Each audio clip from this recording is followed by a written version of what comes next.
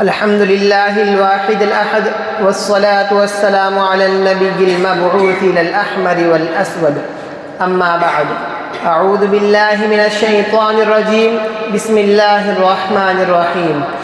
قل هو الله أحد الله الصمد لم يلد ولم يولد ولم يكن له كفوا أحد. صدق الله العظيم.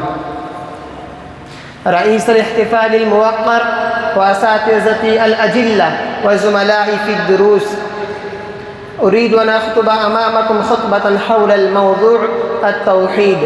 أيها الحضور، إن التوحيد أنواع، والنوع الأول هو توحيد الربوبية والحاكمية، وهو الإفراد بأن الله رب كل شيء ومالكه وحاكمه وخالقه ورازقه، وأنه المحيي والمميت والنافع والضار، له الأمر كله وبيده الخير كله، يفعل ما يشاء ويحكم ما يشاء.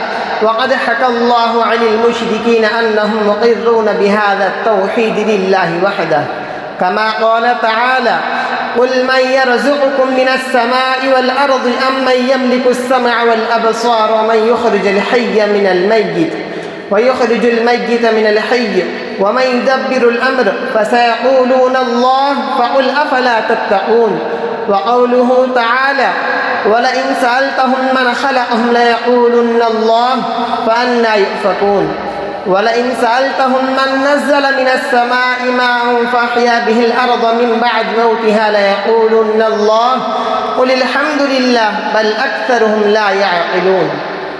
فبهذه الآيات وأمثالها تدل دلالة قاطعة على أن الكفار يعرفون الله ويعرفون ربوبيته ويعرفون ملكه وقهره.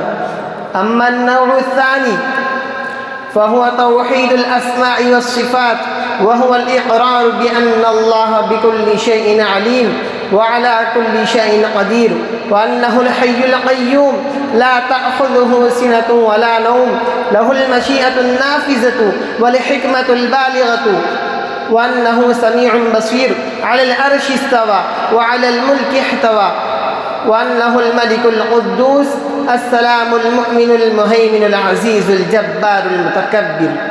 وهذا القسم من التوحيد وحده لا يكفي في حصول الإسلام، وبعض الكفار يقرون بهذا النوع وبعضهم ينكرون. قال زهير الشاعر الجاهلي في الإقرار: فلا تكتمن الله ما في نفوسكم ليخفى ومهما يكتم الله يعلم.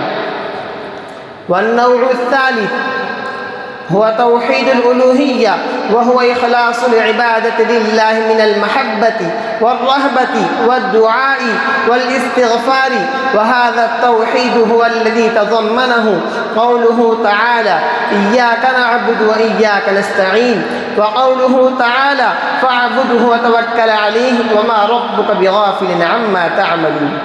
وقوله تعالى: رب السماوات والأرض وما بينهما فاعبده واصطبر لعبادته هل تعلم له سميا. وما علينا إلا البلاغ.